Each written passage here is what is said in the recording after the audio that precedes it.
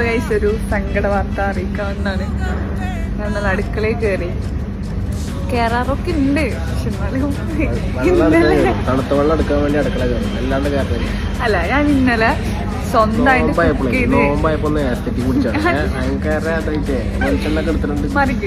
ഞാൻ പറയും സ്വന്തമായിട്ട് കുക്ക് ചെയ്ത് കഴിക്കാൻ വേണ്ടിയിട്ട് ഞാൻ ഇന്നലെ ചിക്കൻ എടുത്തിട്ട് ചിക്കൻ ഫ്രിഡ്ജിൽ നിന്ന് എടുത്ത് കുറച്ച് നേരം ആറാൻ വെച്ചപ്പോൾ അതിൻ്റെ അടിയിൽ വെള്ളം ഊർന്ന് വന്നിട്ടുണ്ടായിരുന്നു.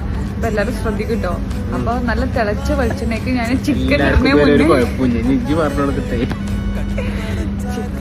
ഇടുന്നതിന് മുന്നേ വെള്ളം അതിലേക്ക് വീണും വെള്ളം പൊട്ടി തെറിച്ചിട്ട് പറയട്ടെ. ഇത് കണ്ടോ?